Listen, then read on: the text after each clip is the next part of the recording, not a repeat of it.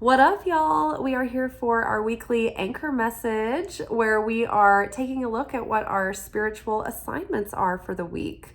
And from the wild unknown archetype, we pulled the shadow, followed by the sword, followed by the storm. Underneath shadow, we've got tower to give us some clarification. Always a welcome sight. We have the sword. Under the sword, we've got temperance, which has been coming up quite often. And it's interesting, Kabbalistically, I just read that we are in the month of Pisces, which the Kabbalistic calendar goes by the moon calendar.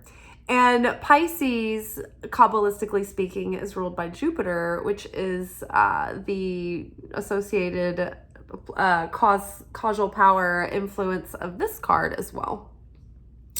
So very interesting there. I love Jupiter's influence. And then the storm is clarified by Five of Swords.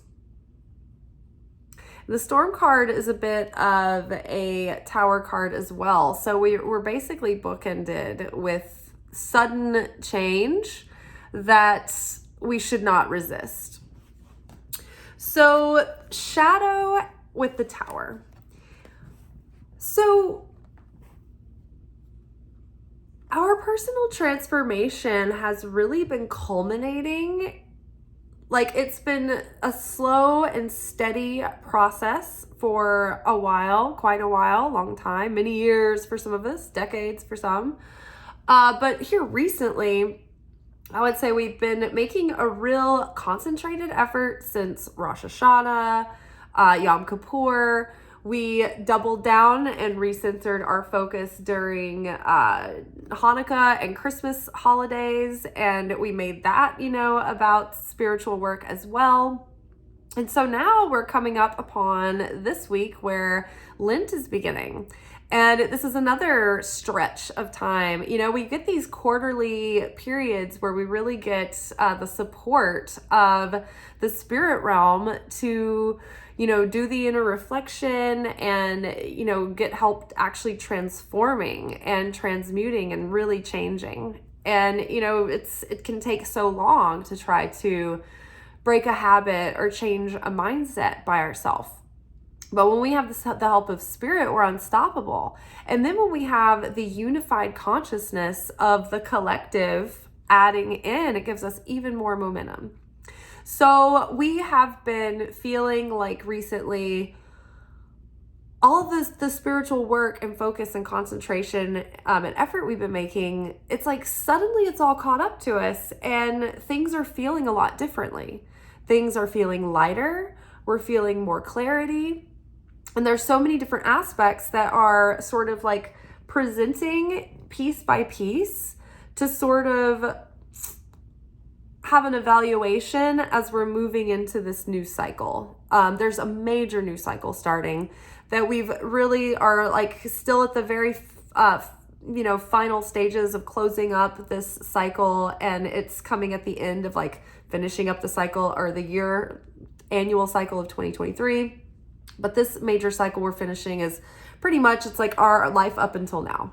Like if our life up until now was, like a video like series, it's like, oh, okay, first tape is done. Next tape, we take that out of the VCR and now we are putting the next tape in. So there have been different aspects of our unconscious and subconscious presenting themselves to us for our special attention so we can make those tweaks and edits in a conscious way so that we're setting ourselves up for the best success and the best possible chance at actually having a different experience this time around. When we talk about you starting a new cycle, we kind of get in our mind like, oh, great, everything's going to be different. This is going to be awesome. But the thing is that it's only going to be different if we are different. And so for the last few weeks, we did have the inner child presenting. in ways that like, okay, it's been made clear to us, okay, my inner child wounds are causing this sort of behavior and these tendencies in me. And this is how that inner child has been acting out. And we've been becoming more aware of how our inner child has been kind of driving the ship and running the show and making our decisions. So we've been really getting clear on that. Now we've been integrating what we've been learning with Temperance card. Temperance card has been coming up a lot. And so that's like the marriage of spirit and material. So we've been integrating what we've been learning. And so that means that as we've been tested in these familiar ways, again, we can go slow and observe ourselves and try to make a conscious effort to choose differently, to perceive the situations differently, to restrict our reactive nature, and to choose with sovereignty and free will how we want to proactively meet life, as this new self, as this reinvented self, with our elevated consciousness. So this week, the gift that we have is we are seeing the ways that the shadow is sort of like, we're being made aware of how the shadow is scratching at the back door. And it's like, hey, let me in. Let me in. You can't keep suppressing me. You can't keep hiding me. I'm going to keep making problems for you. I'm going to keep irritating you. I'm going to keep staying inflamed. And I'm going to keep making you make those reactive choices until you finally see that you have been pushing me out of your personality. You've been denying the authentic part of me that is real and part of you. And because of that, I'm acting up and I'm acting out and I'm trying to get my needs met out here. That's the shadow. So by suppressing the shadow, we're denying parts of our authenticity, and therefore it's causing us to be dissonant. We're not in vibrational alignment with ourselves. So what the shadow is, this is the parts of us that we don't want anyone to know about, that we don't want anyone to see, because we've been made to believe that those are the parts of ourselves that aren't okay, that aren't lovable, that aren't palatable for the rest of the world. Those aren't convenient. Those aren't desirable traits. If anybody knows these aspects of you, you will surely be abandoned, rejected, left destitute, and forlorn. This is the parts that we were kind of made to feel guilty or shameful about. And this isn't the parts of ourselves that we were getting, responsible discipline about. This isn't like the things that there are things that our parents should call us out on as they're rearing us and help shape us and help shape our character and our integrity, our ethics, and our values. But this is like, if, for instance, I was on the playground in second grade after a bunch of the members of my church had been to like a revival kind of situation. And there was the whole, like at that revival, the whole laying on hands and people falling out and like unconscious, right? And so after that event, those people came to church and they were doing that at church. And so I was just a small child. I was like 7 years old or so. And so I was just like, oh, okay. And then like everybody was like, everyone get in line and we're all gonna do this. And I was not the person that would be like, I'm gonna pretend to go along with it. Like I've never been that person. If something's not working on me, I'm just gonna be like, I'm not gonna fake it, right? So somebody laid their hands on me at church and prayed for me and I fell out, and it was just like, did the whole like unconscious thing. I didn't have any visions or any prophecies or anything. It was just like, that's just what happened. And I came to, and then that Monday on the playground, yours truly was like the, tent revivalist, laying on hands on the kids on the playground, and they were falling out, like passed out. And like for real, like not just like pretend like we're gonna do this, because none of us were familiar with this like cliche or whatever. So it was real, it was genuine. But I guess the kids, like one of them went home and told their parents. And so the parents were all freaked out, and they talked to my teacher, and then my teacher had to call me out about it. And she had to tell me not to do that. And I was such a tender child. I was so easily mortified and humiliated. I was already so shy. I was already so weird, so ostracized and so isolated and a loner and like introverted and terrified. And so being called out on this, I felt so shameful. I felt so embarrassed. I felt so vulnerable and so like the ick. Like you're just like, oh my God, how can I ever show my face again? Ah. And so like outlandish spiritual displays in public, like that was part of something that like went into my shadow. And here I am now, you know, a mystic who's in public, helping people find, you know, listen to their soul's voice and doing the weird level of like, you know, spirituality. And still people are, you know, every now and then I'll get a troll that's like, you're evil, you know, you're this or that, or you don't know what you're talking about. And it would be very tempting for me to want to crawl under a rock. But at the same time, like I reintegrated that through, you know, doing this work, through doing my posts and things. And at first it was really vulnerable. You know, I felt like, I've got to be the weird deep girl all the time. Like, why can't I just be like fun and easy and like, you know, just some, you know what? Dolly Parton said it best. She was like, it's hard being a diamond in a rhinestone world.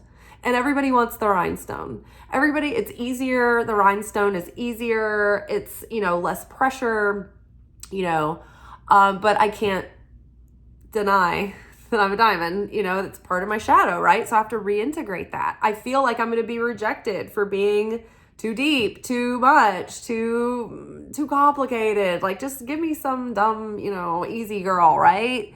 So that's an example of shadow.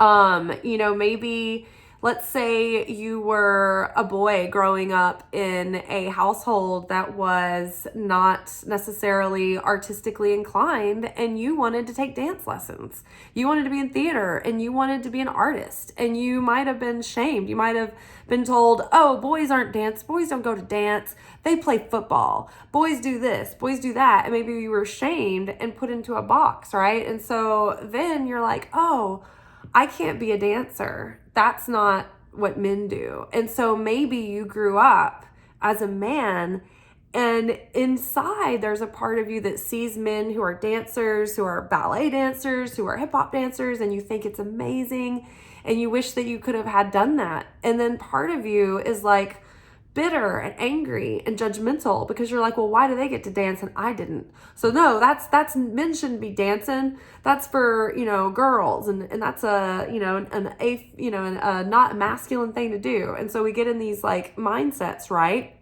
Fortunately, nowadays we're dropping a lot of our like labels and like narrow thinking about those things, and it's starting to become more widespread that people are becoming more open-minded. But, you know, even just a few years ago, and even still now to this day, I'm sure that there are boys out there who are wanting to get into tap classes and dance classes, and the people around them are ostracizing them about it.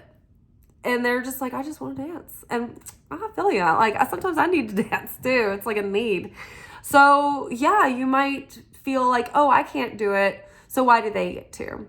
And so you know your shadow's acting up when someone is doing something that kind of like triggers that judgment, the critic in you that's like, you know, kind of catty and is like judgy about them, and or I wouldn't be doing that, or you know, makes you feel jealous or like you're missing out because you don't get to do that and somebody else does.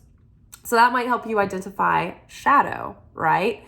Eating. If you were shamed for eating growing up and your parents had body issues and dietary issues, you might feel like your appetite, like with someone who's got an appetite and a love for food is like in your shadow, right? And maybe you're a foodie and maybe you want to express yourself, but you feel like all you can ever eat is like boiled steamed chicken and broccoli because you've been shamed for wanting to eat, right? So think about that. The shadow's coming forward because it's ready to go. It's ready to be reintegrated so it can be healed and a healthy part of our personality again. And so basically the tower being attached to the shadow card, the tower is about our crumbling illusions, false senses of control, false senses of security. And so when we tuck our shadow away, well, we hide those parts of ourselves that we don't want anybody to see because we think that they're going to be the parts of us that cause us to be rejected, left out in the cold, left out, no one will like you. You'll probably die alone, eaten by wild dogs, kind of thing. We try to pretend that those parts of us don't exist because it gives us this false illusion of control. Like we're holding it all together. Like, it's okay. I'm perfect. I've got this facade up. No one can see the shadow. But the thing is that very fast and intense change wants to happen. Our life wants to turn around like a 180, but we've got to let this facade crumble so that our full authenticity is reintegrated. So the holding the shadow in does not give us security. It creates chaos because the shadow will act out and do subtle things that are self-sabotaging until you acknowledge it and reintegrate it into self. And sometimes self-sabotage can be very subtle. Here's an example, and I'm so glad I remembered it because I thought about it earlier this morning and I did not want to forget. So self-sabotage, when we think of the obvious things, it's like, oh, I've gotten into this great relationship and now I'm going to pick fights and I'm going to nitpick about little things and I'm going to obsess over stuff that doesn't matter. Or self-sabotage, when I've been trying to clean up my act and I fall off the wagon and I, wasn't drinking and then I backslid and I drank again. Those are pretty obvious. Another thing, like, oh, I broke up with this person. I knew they were bad for me. I started moving forward, but I got lonely and weak and I wanted familiarity and I got back together. Self-defeating, self-sabotaging. Subtler is a situation like this. Our thoughts and our emotions can throw us out of alignment like that, right? And when we're in alignment, we're aligning with our blessings. We're aligning with our destiny. We're aligning with that divine, God-driven path. The soul's calling us in that direction. When we're out of alignment, we're dissonant. We separate from the affinity with the light of the Creator, and we fall out of that cosmic harmonic flow with Source. And so we start closing ourselves off from receiving our blessings because we're not in like the right frequency to connect with them. So if thoughts and feelings can throw you off, then thought patterns and emotional patterns that can get you worked up are also self-sabotaging. Because even though you may not be doing an action, you can be stewing over something in your head that fucks up your vibration and causes you to be out of dissonance, even though it might seem like you're restricting yourself from that bad behavior. So say someone has really hurt you and betrayed you, and they are on your mind a lot. And you'll, pray to like have spirit like change your mindset about it and perspective and, change the channel, put your thoughts on something else. But it's like, as soon as you're triggered again and the pain is re-aggravated, you're back to these thought patterns where you go on that loop where you start going off about this person in your mind. And then you're going on, the soap opera, the scene starts playing out and these hypothetical, let me tell you something starts playing out in your mind, right? That's a self-sabotaging moment because you're you could be in a cause consciousness state where you're unaffected. You're focused on the beauty and the joy of life. You're focused on all the things that you want. You're focused on the pleasure of what you already have. And instead, you're living a nightmare in your mind, and you're living a drama playing out. And it's throwing you out of resonance with what is desirable and what you want to call in. So just knowing that denying that shadow aspect is not keeping us any safer, but it's actually creating a toxic and like highly combustible problem inside. So this is the thing, it's like going to show us this week. It's like, what parts of our shadow are we ready to reintegrate and include in ourselves again?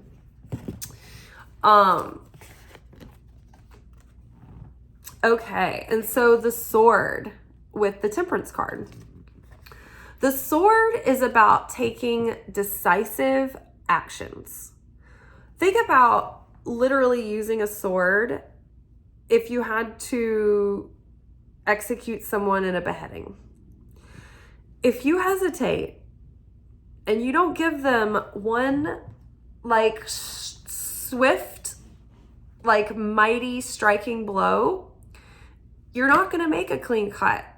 You're going to have to go back and keep chopping and keep going. And it's going to be grotesque and brutal and grisly and horrible for everyone involved, right?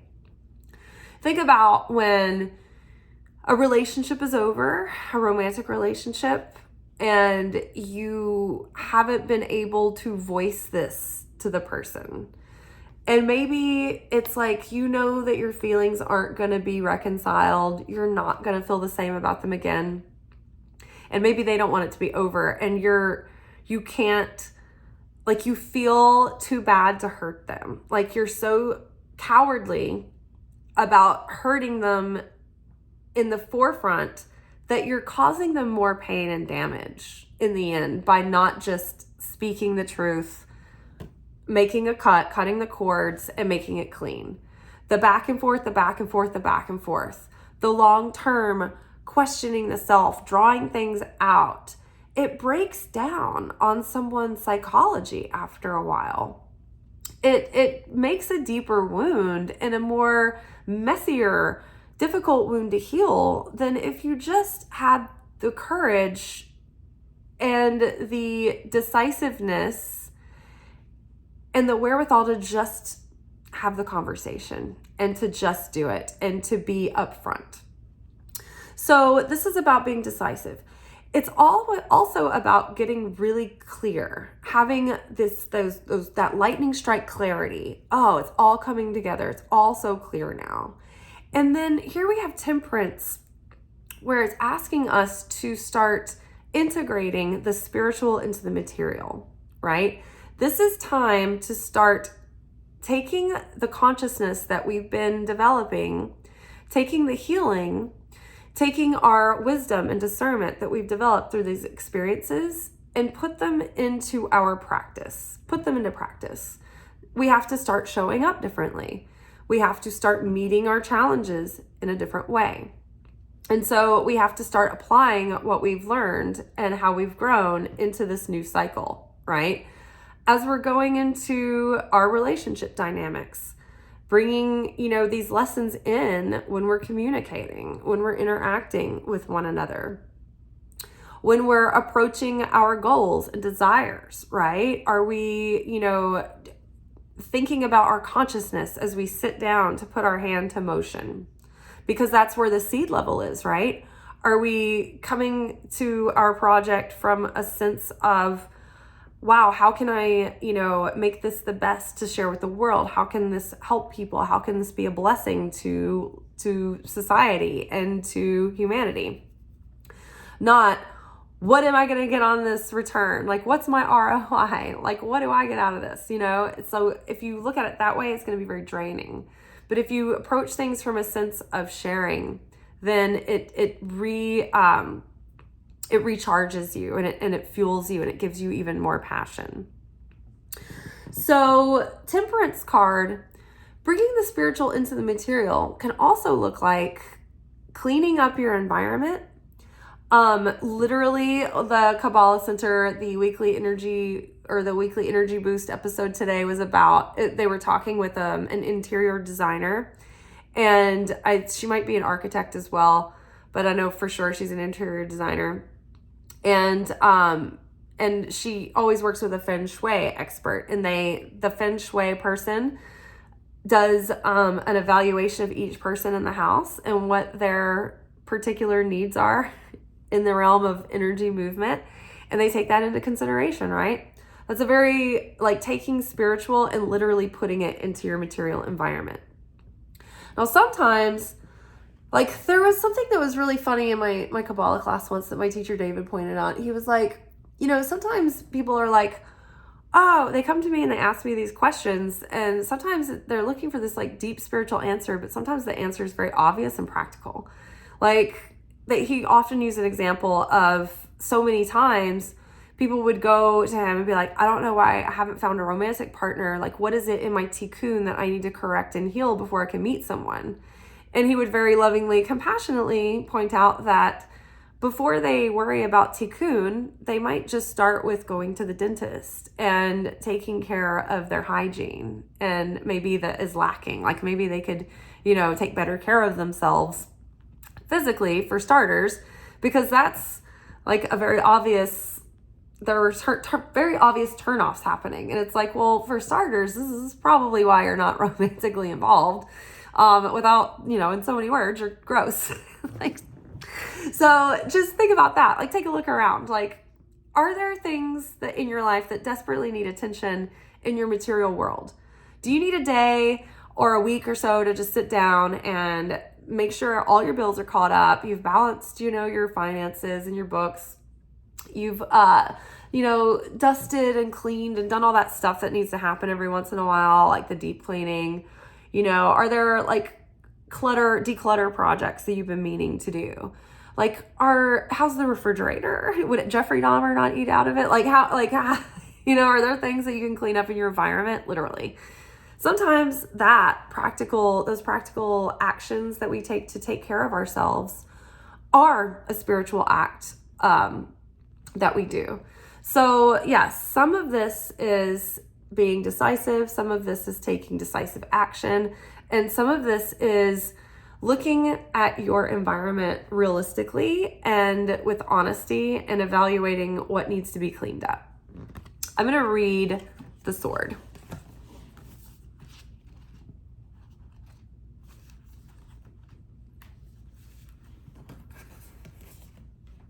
The knife, the blade, the weapon. To use the sword is to decide. The blade separates one reality from another. The choice is made and all else falls away. If you find the sword in your grasp, you can no longer hesitate. This weapon requires a clear and decisive mind and a willingness to act. An onlooker may think the sword bearer is hasty and violent, but the most compassionate and responsible gesture is one that is honest, swift, and accurate. Our first encounter with the sword is at birth, when the cord we share with the mother is cut. This moment defines our separation from her and begins our journey of becoming ourself. We must make these cuts again and again if we are to grow. Decisions shape our life, and the sword is an infamous shaper of destiny. When light, cutting through what is essential. When dark, hasty, backstabbing, a dull and painful blade. Contemplate the Buddhist philosophy of the first and second arrow. Swing the sword once with precision and commitment. More than that will be painful for everyone involved. Boundary making, prioritizing, and clarifying are all gestures made possible by the sword. The sword is a metaphor for the pen and brush, the artist's fierce and graceful tools. So another thing that I was thinking here is that this is like, okay, just making a decision within yourself to let things be different, right? As we're moving forward into this new cycle, it's like, all right, I'm just going to decide within myself. I'm going to be determined to make this change, right? We can't beat ourselves up too much, because we do have to reprogram the subconscious, because the willpower can only do so much. But there is that aspect. We can't just rest on our laurels and be like, well, my subconscious. Like, we need to set our minds to something and be decisive and be determined. So sometimes it's just determining within ourselves to begin to make these changes, right? When you catch yourself falling into bad old habits, habitual thoughts, right? Have you ever had somebody, like, you've got like bad blood with you and somebody, like there's some beef, and you know, it's like you're probably ready to move past it, but there's something in you that just like, you're just used to going through the beef in your mind and being like put out with them, and you're ready to, it's like the hatchet needs to be buried. The issue has come and gone. People have died, and like new generations have come and gone, and civilizations have passed, and like still you beefing about like something that's petty. Sometimes it just takes us like deciding within our minds, like, okay, just let this be different. Just let this go. And you have to practice, because you'll get into the habit of recycling the beef, of going back into the drama, you know, in your mind, and being like, man, I can't stand this motherfucker. And it's just a habit, thought habits that you have to break. Let it be different. Move forward. Parent healing. I am, you know, I'm trying to improve my, you know, relationships, you know, with my father and, you know, mother and my family, and with coworkers and everyone in life, really. And, you know, it could be easy to have a salty attitude towards my dad, you know, and I have to just decide within myself, like, okay, like, let this be different. Maybe it can be. It might not be, but I might be walking into another ambush. But it can only be different if I allow the space for it to have the possibility of change. If I'm completely stubborn, hard-headed, closed off, and completely shut him out, I might be protecting myself. I might be setting a boundary that like everybody in society has my back about. Like, yeah, girl, that's healthy. Fuck that guy, you know? But like in a spiritual sense, it doesn't heal the father wound for me. It doesn't help us bury the hatchet or give credit for a new day or try to start fresh. Maybe this is going to blow up in my face. Maybe he's not going to be different at all. Maybe it's going to be the same disappointing heartbreak. But can I be stronger? Can I expect less and be like, see, throw spaghetti at the wall, and if it doesn't stick, then maybe I don't have to take it personally. You know, it's not easy. It's a process, but these are options that I can explore. But I won't get there if I'm completely hard-headed and I'm like, fuck him, I don't need to see that. I'm gonna no contact. You know, it's like, does that help? You know? It might, but it might not. It depends, you know. I don't have, you know, a dangerous dad. I mean, there's nothing about him that's like, I'm not safe in his presence. My feelings aren't always safe, but, you know, I'm not so fragile that I can't survive it and get over it. So, yeah, I mean, everybody has different levels of what's going on with the people in their life. You know, some people, yeah, you're better off to make no contact, but it's going to have to be in your mind that you stop going down that loop, right? You may not have the physical chance to set things straight, but you can reprogram your mind not to take you into those loops. All right, and then the storm and 5 of Swords. So the storm is coming in to really cleanse, purge, and purify. It's here to wash away what's ready to be gone and fallen to the wayside. 5 of Swords is like an agenda that you are so stuck on that like the means by which you get this, like it doesn't matter by any means necessary, and you'll like bulldoze and roughshod all over everyone to get your way. So the storm washing away this, it's like, and like with the shadow aspect involved, I feel like this is clearing up the conflicts in the past that caused you to put those parts of yourself in the shadow, which is now helping you as you reintegrate your shadow. You can let go of these grudges, the hard feelings, the extreme stances of like one way or the other, the black and white thinking. Because like the way that this card describes Five of Swords in this particular deck, like generally speaking, Five of Swords is conflict. It's, you know, butting heads. And a lot of times it's winning by any means necessary, and there's a clear winner and a clear loser instead of coming up with a compromise or something more harmonious. But there's another layer of this card, which is this self-satisfaction of I'm right and I won this argument, but it's like you left the other person a shadow of what they were. You have created shadow for someone else and left them even more brokenhearted, and the wound can't heal. So it's like, okay, maybe you're right. Maybe this person did wrong you, but is it worth, like, are you satisfied with yourself? Like, is this worth the ongoing pain that you're creating for both sides? Because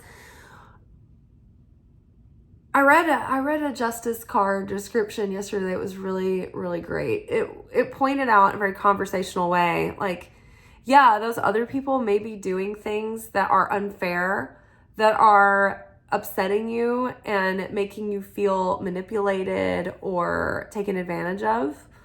But your thoughts, judgments, words, actions, the evil eye, the evil tongue that you are creating and participating in as a result of them, in reaction to them, you're still racking up credit card debt on that spiritual scale. You still have to answer for all the negativity that you are, you know, festering and stewing inside of you. And you still have to answer. You still have karma that gets stuck to you for the evil eye that you put on someone, for the evil tongue that you say about them, for the judgments that you're holding, for the grudge, for the separation. Energetically speaking, it doesn't matter if you're justified. It doesn't matter if it's fair or not. You are still like tainting yourself with toxicity. So even though those people may have genuinely wronged you, you're only hurting yourself by holding on to self-righteousness and grudge and the feeling and desire of vengeance, right? It's not helping you. So by allowing the storm to cleanse all of that and wash it away, you're helping yourself. And it feels like you're letting somebody get away with something, but you're not. You are only freeing yourself from the energy that is now holding you back. You're freeing yourself from the prison that this person is putting you on, and you're reclaiming your power. Because by having that affect you so much, you're giving your power away to it, honestly. So let's actually read Storm.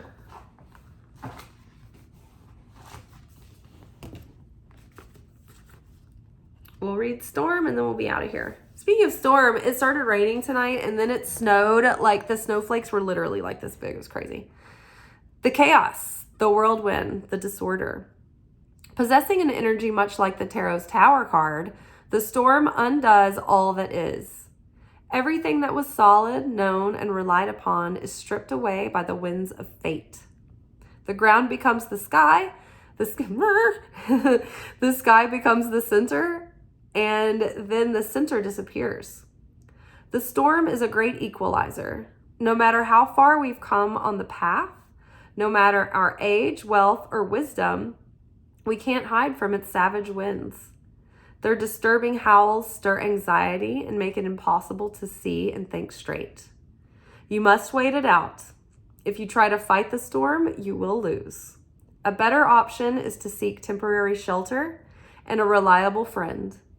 When all else fails, go within. There, for a moment, you settle into the eye of the storm.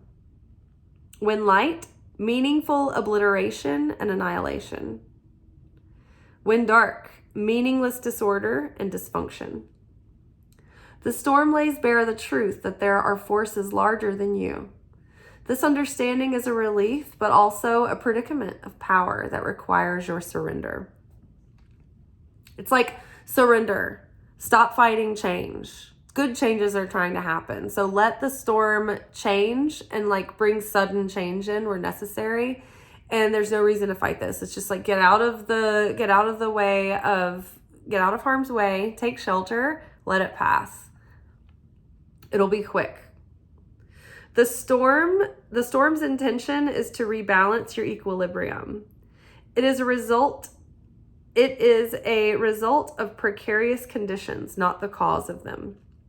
So let me say that again. The storm is a result of precarious conditions, not the cause of them. So again, the storm is the result of the precarious conditions, and that precarious condition has been suppressing the shadow all this time until it's ready to blow up, right? And so there are aspects of the shadow that need to be integrated into life, right? And so this week there may be stormy conditions that that are going to ultimately serve us, but we have to surrender to them. And then to go deeper, the tornado scene in The Wizard of Oz. All right, y'all, that is all for tonight. I will see you tomorrow for our weekly manifestation oracle reading. We'll check in with our manifestations and see where we need to be focusing our attention. All right, y'all. Ciao.